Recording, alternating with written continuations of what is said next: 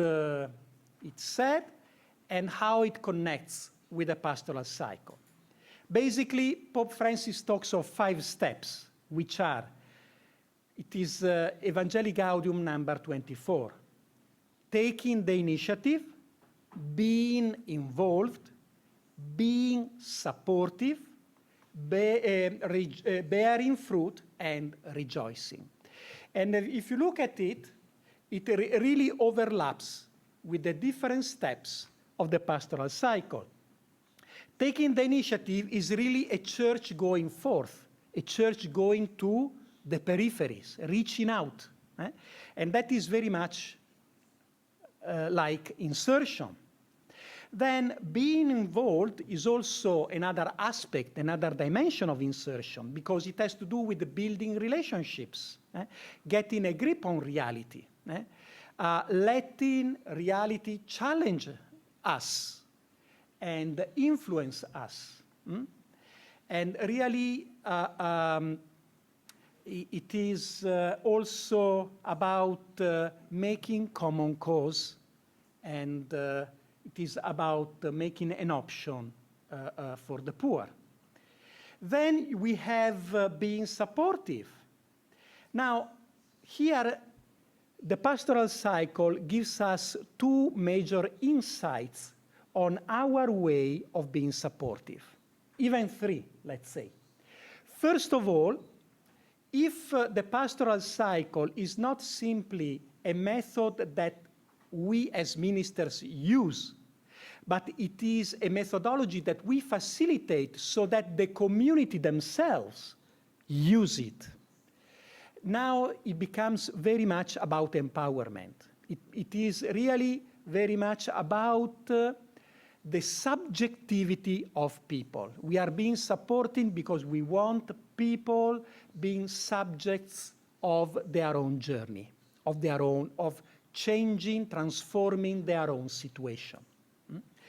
But then, when we facilitate social and cultural analysis within the community, so we don't teach people how things are and what and why they are that way, but we facilitate a process so that people discover for themselves those things, okay?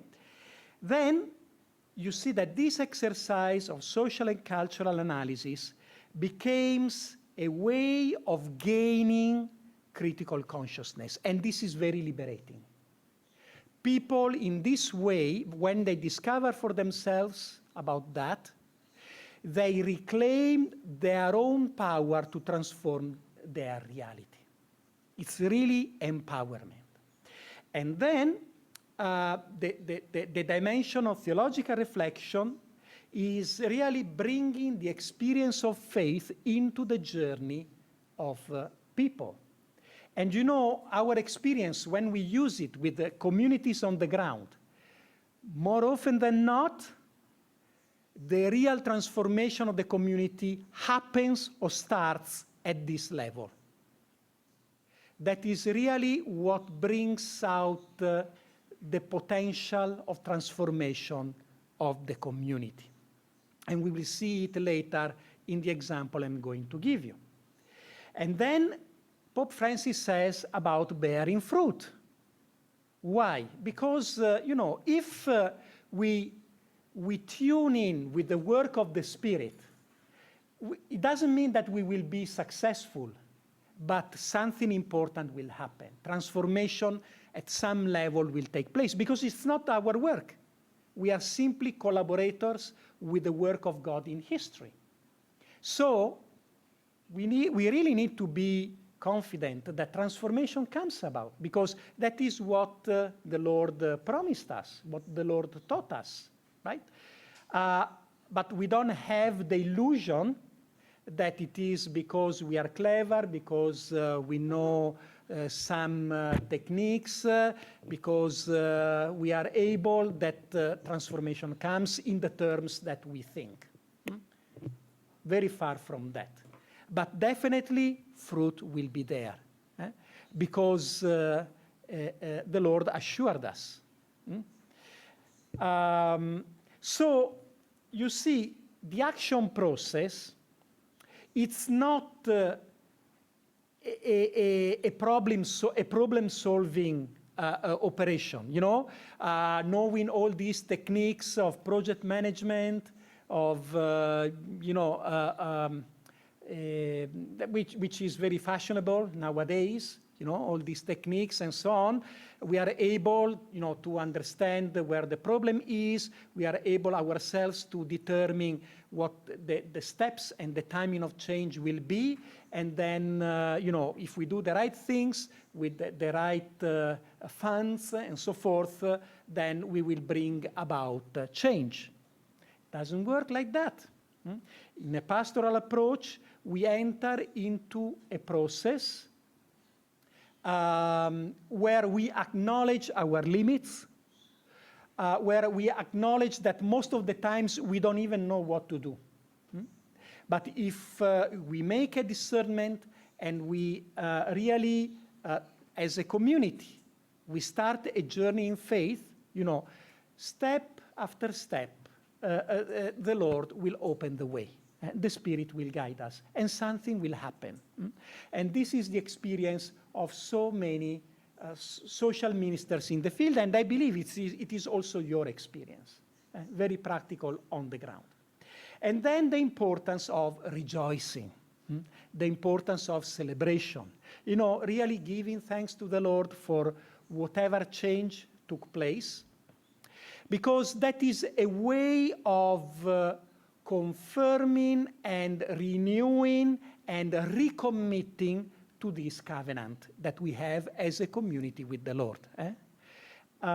It's very, very important. This dimension of rejoicing, which we overlook many times, instead, itself has a very important transformational dimension into the process. Okay. So, why the pastoral cycle? Because it is a methodology that is really designed for transformation. It's not simply change, a change. A transformation means, as I mentioned before, a social transformation means a radical change in terms of social systems, socio-cultural systems, which is a change in social structures and a change in mentality. Because there is always a mentality or an ideology that underpins whatever a system is in place. So now let me give this case study. And you know, when I was working in Kenya at the Institute of Social Ministry, today is called the Institute of Social Transformation of Tangaza University, we were having courses on the methodology of social transformation, basically on the pastoral cycle. And you know, what is amazing is this. I saw students, just beginners, really beginners, who were taking at the very beginning of their training, you know, this course. And then a requirement, it was part of our educational approach. You know, whatever you learn in school, you need to apply immediately in the field. So students must have a pastoral commitment as they learn. And students who were at the very beginning, they were taking this foundational course on the pastoral cycle, then they were going to the field to apply it in very simple terms, because, you know, they were not advanced students, they were just beginners. And we saw wonderful things happening there, even with beginners, you know. So like this Veronica Chiari was a student who had just started the course. It was a university diploma, 2 years in social ministry. And so she was taking the first semester with what she had learned at the very beginning of the course. She was able to get a job with the Kenya Wildlife Service, in Nakuru, is in the Grand Rift Valley of Kenya. And she was working in this project of conservation. So those are Maasai lands, and there are natural parks and reserves in that region around Nakuru. And the Kenyan Wildlife Service had a very difficult time with local communities, Maasai communities. Why? Because now the women, they were cutting a lot of trees to survive. They were cutting trees, you know, that is a savanna kind of environment. So a very delicate ecosystem. You cut the few trees that are there, that will affect rainfall, and the whole ecosystem will enter into a crisis. So, of course, it's not just a local problem. There are global climate change patterns that influence that situation as well. But anyway, so they were not managing to engage these local communities and try to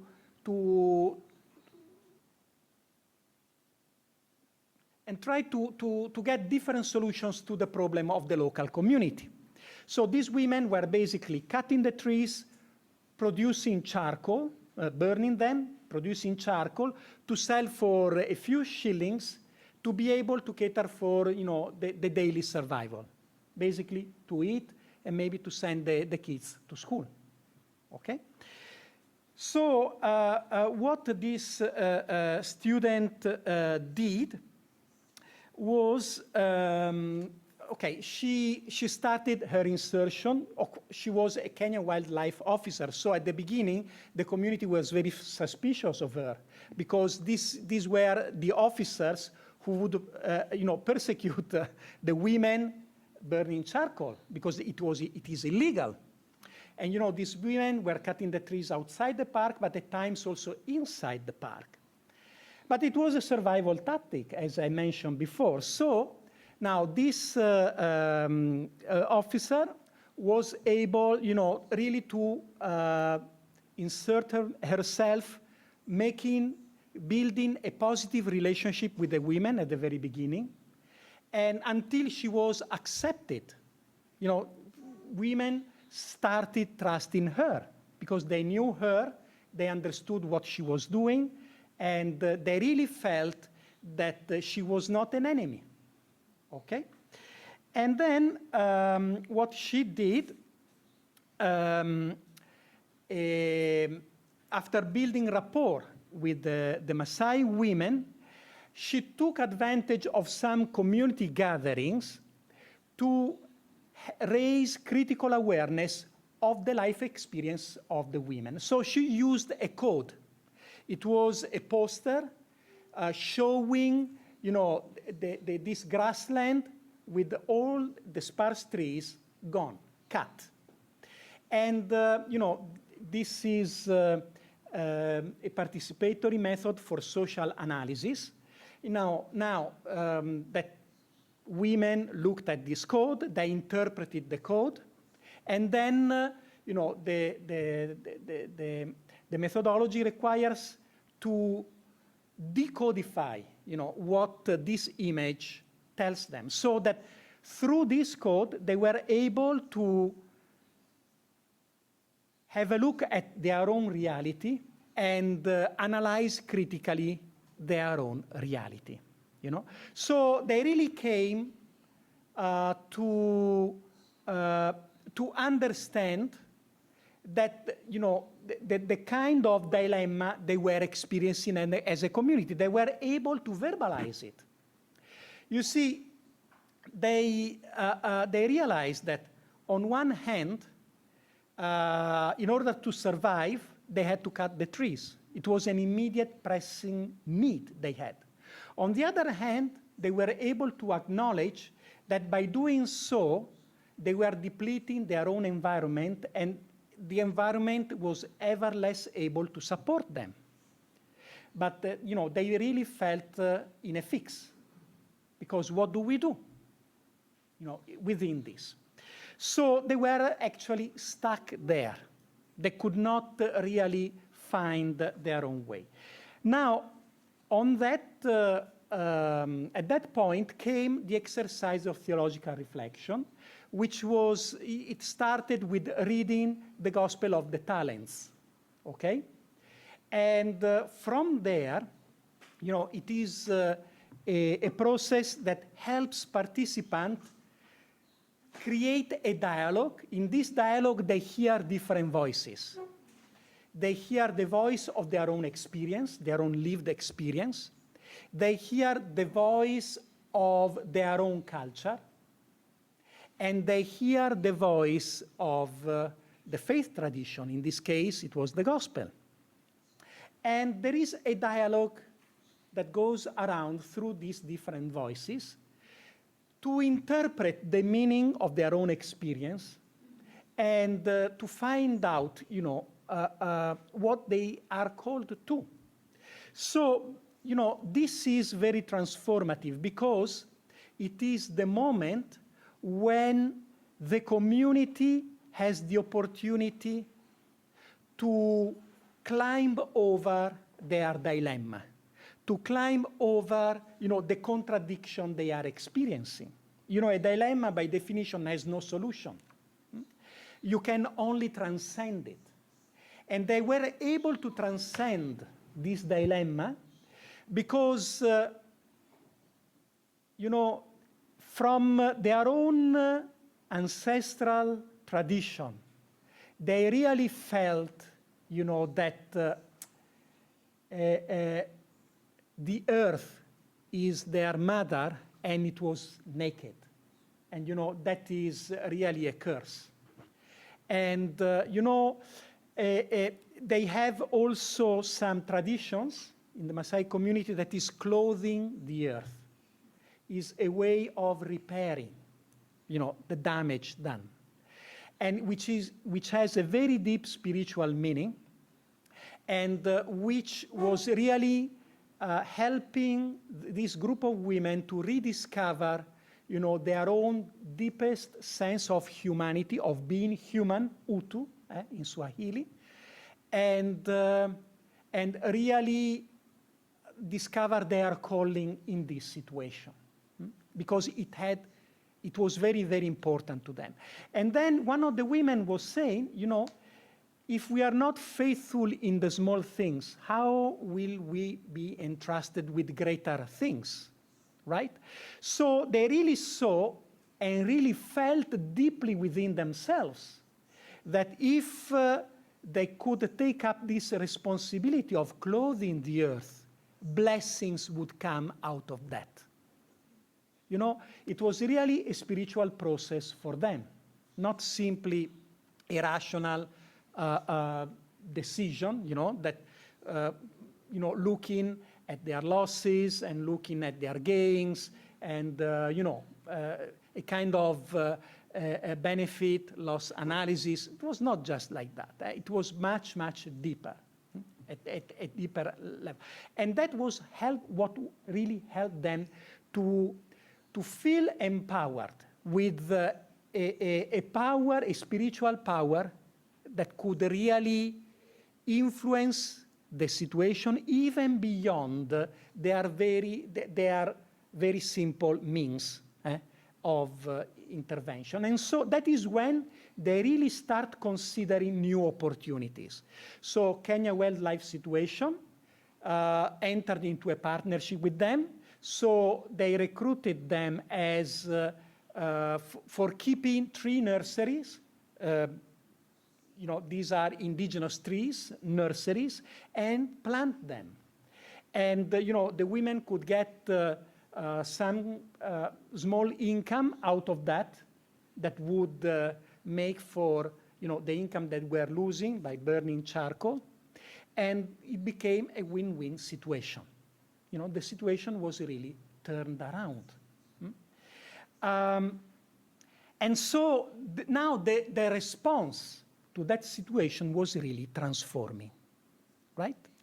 And what was interesting was that the student, managed to do in just a few months what Kenya Wildlife Situation was not able to do in years. So even from the secular world, from the government side, they were very much interested. How could you do that? We tried and tried, we never managed. And then by being within now a governmental body, this good practice could be now replicated and extended to a bigger context. So now you have a ripple effect, that does not just remain local, but it can really expand into other areas. So why was this possible? It was possible because, as I mentioned before, this process was really facilitated so that the community could do it by themselves. Okay? So the local community, the Maasai women in this case, instead of being part of the problem, they became part of the solution. And by the way, that's very, very crucial. When we recognize our own responsibilities within a problem, we should be happy. We should not be sad. I mean, we should not, be disheartened. But because that is the moment when we can reclaim our power to change the situation. Because if I acknowledge that I'm part of a problem, when I change, I remove my support to the problem, I already become part of the solution. So it's an awareness that makes us very much reclaim our own power to change the situation. And so by using this, the methodology through participatory methods, now this allowed the social minister to help the Maasai women reclaim their own subjectivity, becoming the main agents of that transformation. And then it helped them also to overcome the blocks that they were experiencing. Paulo Freire, the famous Brazilian educationalist, in Pedagogy of the Oppressed, explained very well that when we experience oppression, now we develop some blocks. For example, we tend to fall into apathy, or we tend really to feel helpless because we alienate our power to change the situation. Or even 5 minutes, okay. And even, we can even enter into horizontal violence. Instead of being in solidarity with those who experience our same predicament, we become enemies. We fight one another, and so forth. Also, by facilitating this process through the theological reflection, from a pastoral point of view, this group of women really made a deep spiritual experience. It was a transforming encounter with Christ through this experience. And it brought about, the creativity of love. It opened new possibilities. Okay, so I have only 5 minutes, then in the notes you will find more details. I just want to highlight that there is a trick in facilitating the pastoral cycle effectively. We all use the see, judge, and act methodology, but on one hand, at times we don't have the practical tools for using it in a participatory way, okay? And secondly, we are not very much aware of what the goal of each step is, the critical task to attain that goal, and to know when we are done with that and we can move to the next step. So I want just to mention these 3 key things for each one of the 4 steps. Insertion. Insertion is really the key is to find the entry point for journeying with people, so that you don't go ahead and nobody follows you, but you really are able to motivate and mobilize people. So the critical task is to detect the degenerative themes. These are themes that generate very strong emotions in the people. Because you can go into a situation, you can analyze and be correct in seeing what the real problem is there, but if people don't feel strongly that problem, there is no way you can engage them on that level. You really always start you need to start with felt problems, felt issues, generative themes. And, so you really need, first of all, the task is to identify the generative theme in that situation, and then to identify the gaps, what prevents people from dealing constructively with that theme. Then analysis is really to help people get the bigger picture. People know a lot about their situation, but very often they miss the bigger picture. They miss the systemic understanding of their local situation. So that's the goal of the analysis, helping people to understand the bigger picture around. Because without that bigger picture, they cannot grasp the root causes of the problems. And the task is to unveil the hidden structures, the hidden sinful structures, and social structures that are the root causes of the problem and the systemic causes, and to energize the community, to reclaim their power to change. And the goal is really to identify contradictions and dilemmas people are living and experiencing, because that is the entry point for theological reflection. As I described it before, it is about spiritual discernment and finding the community here finds their own calling into that situation. It's really listening to the invitations of the Spirit and making a decision, a specific decision on how to respond to that calling. So the task is to create this dialogue of perspective. In the case I brought, the women's direct experience, the voice from their cultural, spiritual tradition, and the voice from their faith perspective. And, the goal is really accompanying this group until they can really make a decision how they want to respond to that. And that decision is the entry point to the process of responding, the action process, which is about action and reflection. It's not simply doing things, but doing things and reflecting on what comes up. And the task is helping people to take care and responsibility for the situation. And the ultimate goal is to arrive at the celebration of life and the celebration of change. That is the entry point for a new cycle.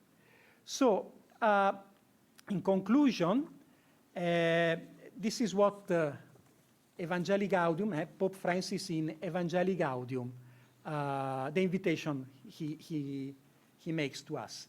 Pastoral ministry in a missionary key seeks to abandon the complacent attitude that says we have always done it this way.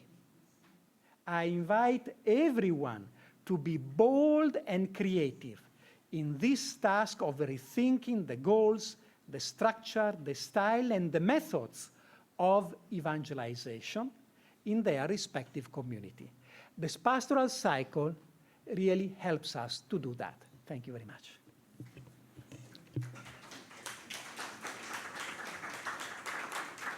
Thank you, Alberto, for the session explaining to us the very, very important methodology that every JPIC person should be thorough with, because when we deal with people, then we deal with societies and communities, this is the methodology that helps us to understand what exactly is the problem.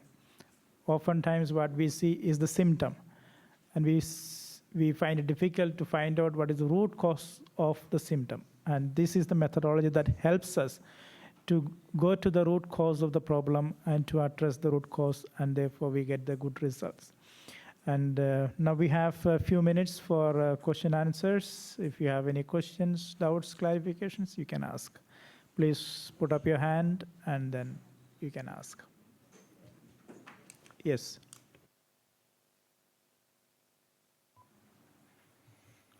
Solamente una pregunta sobre la cuestión del ejemplo presentado. ¿Cuáles fueron las alternativas que se ofrecieron a ese grupo de mujeres como solución al problema que tenían de cortar los árboles? Porque ellos cortaban árboles no era por una cuestión de hobby, era una cuestión de necesidad, sea para calentar alimento o lo que fuera. Yo no escuché, a lo mejor lo dijiste, pero yo no escuché. ¿Cuáles son las alternativas ofrecidas para que ellas pudieran dejar esa práctica para adoptar la otra práctica? Porque tenemos que ser realistas en esto.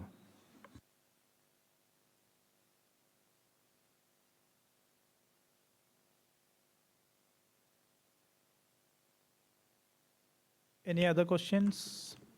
Yes. Yeah, I was just thinking, can you use the circle in your own community, or do you have to be an outsider in a community? Any third question? Then we can answer yes. I was just wondering if such a kind of a model may work well with something like community development practices. But supposing you're working with an issue like non-trafficking, how would you see this model work? Yeah, Alberto, you can answer, and then if you have any other questions, we can take after. Yes, the Maasai women, the alternative was to partner with Kenya Wildlife Service and keep tree nurseries, indigenous tree nurseries, and planting trees. So they were doing this, and the Kenyan Wildlife Service would pay them for doing that. So rather than cutting the trees and selling the charcoal, they would collaborate under payment for conservation. So they became partners of Kenya Wildlife Service. And so they were earning that small bit that would keep them going. Now, the pastoral cycle is very, can be used at different levels. First of all, we can look at it as a methodology, but we can look at it also as a paradigm, as a way of thinking in very, very broad terms, okay? So it becomes a way of looking at reality, not just a way of doing things. It's a mindset, okay? And it can be used in many and adapted to many different situations. So you can use it. Oh, sorry. I think there is some technical issue. We'll wait for a few moments and then it comes clear.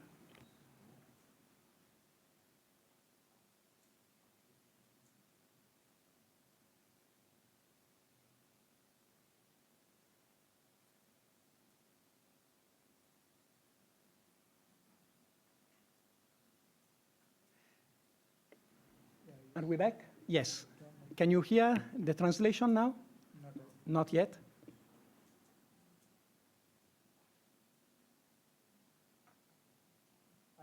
Okay. So definitely you can adapt it and use it in many different situations and contexts.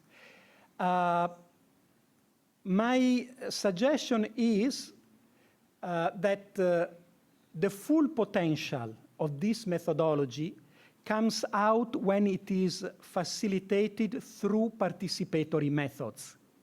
But you can also use it on your own, if the situation requires it. So it's very flexible. The fact that it has been developed, it's like a language spoken in many different dialects. It's really a sign of its flexibility, that it can be adapted to different contexts, different cultures, different situations.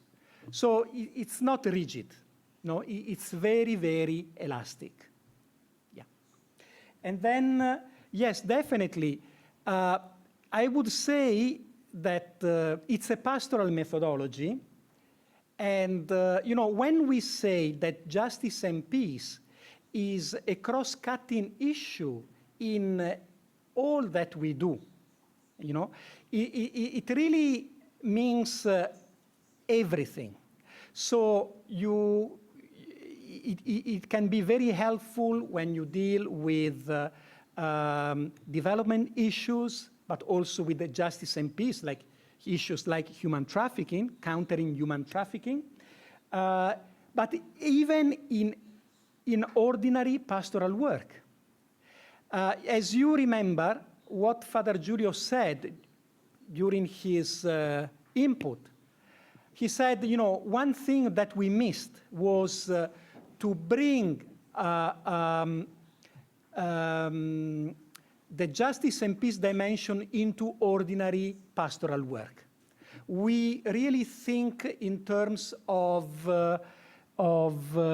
in silos, okay? So you are doing catechesis, that is catechesis. You are doing liturgy, that is liturgy. Then you are doing justice and peace is a silo somewhere. And these silos do not communicate. The pastoral cycle is a pastoral methodology that should be used in any kind of ministry.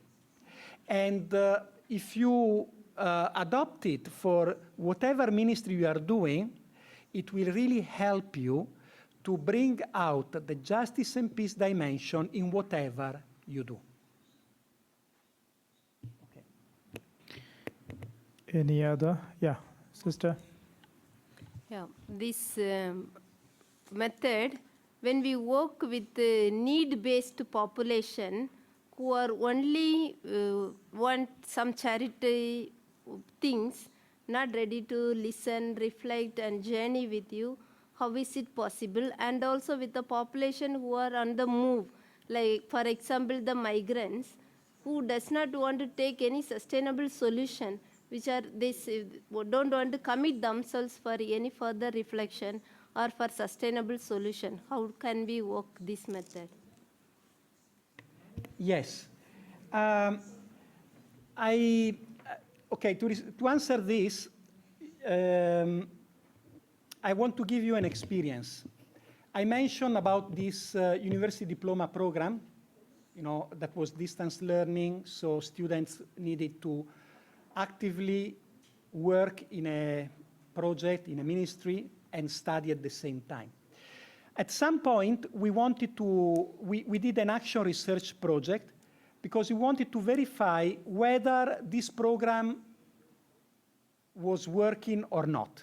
So our assumption was students come, they learn, by the end of the second year, as they are finishing their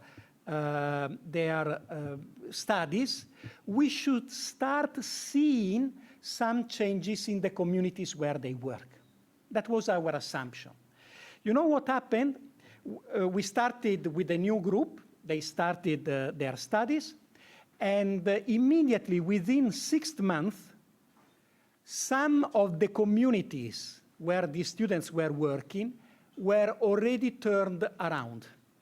So specifically, some communities that were showing a dependency syndrome, okay? They were really helpless, they were in apathy, and they were always demanding solutions and help from the parish priest. Now, these were the students in particular, they were parish priests from diocesan priests, okay, who came to the program because they were highly frustrated that whatever, they were not able to come out of that cycle of dependency, okay? And what they experienced as they started the course, also our approach, our educational methodology was through participatory methods. Now, these priests had been raised up in an educational system in Kenya that is very much top-down. They went to the seminary, and there they found a system that was top-down. Their own exposure in parish life, ministry, and so on was always top-down. They did not know any other way of doing things. Once they started, first of all, experiencing themselves, because we facilitated for them participatory methods, they made a deep, liberating experience within themselves.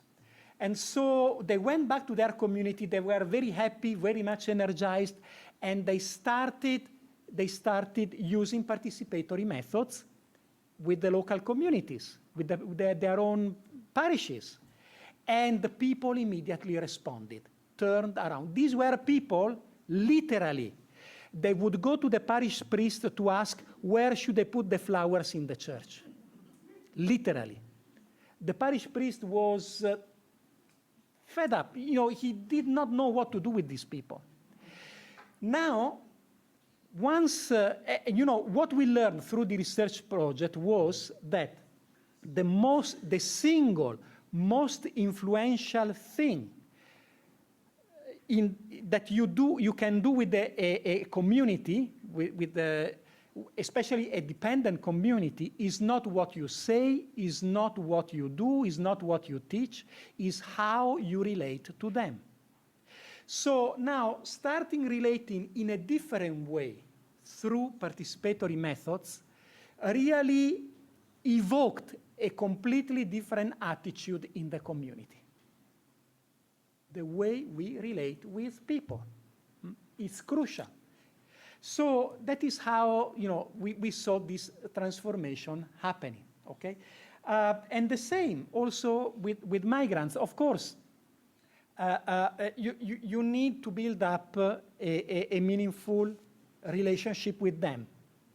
And you don't simply bring solutions, but you look for solutions together. And the pastoral cycle is very instrumental because unless your entry point is a generative theme, meaning a theme that stirs very strong emotions in the people themselves, they will not have the energy, they will not have the motivation, they will not have the drive to engage in a process of change, in a process of transformation. So it's very important, the entry point. If you get the right entry point, then transformation is possible with any community. The problem is that very often we don't see it. We are not aware of the right entry point. And an entry point can change. A generative theme, even within the same community, is not the same every time. It may change. Within the same community, it may change according to contingent situations, different times. Okay, thank you. I think Alberto has answered well. He will be with us all through, so if you have any doubts, you can still ask him the coming days too. And we sincerely thank Alberto for this, making us understand this beautiful methodology of See, Judge, and Act.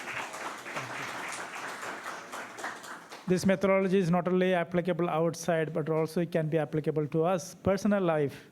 When we go through some difficult times, problems that we face, this methodology helps us to understand what this problem is and what causes this problem and how we can respond to it. So it can be applied to various ways of our life. So thank you for being with us today. I suppose it was a hectic day, but it was good. We learned something. And there is an evaluation form. Please go to the link that is given to you for the materials, and there is a folder for workshop evaluation. So there are 5 links. So click on the first link, day 1, and give your evaluation. And then we will see you tomorrow. So if you can do it today is possible, please do it, or go home and do it, but do it today itself. Otherwise, sometimes we can forget. So please do it. And kindly give me back that registration form. Whoever is having, please hand it over to me. And I suppose all of you are paid. If you have not yet paid, you can do it tomorrow. Please let me know. And have a good break and good night. And come refreshed tomorrow morning. We start sharp at 9:30 a.m. So please be here before that. And I wish you a good rest. And thank you, and see you tomorrow. And thanks to all the translators for being with us. I think there was a bit of confusion, and we shall clear that. I know it was been very tough for you, and really sorry. And we shall take care of it. We require your services all throughout the day because we have people from different languages. So thank you, and see you tomorrow.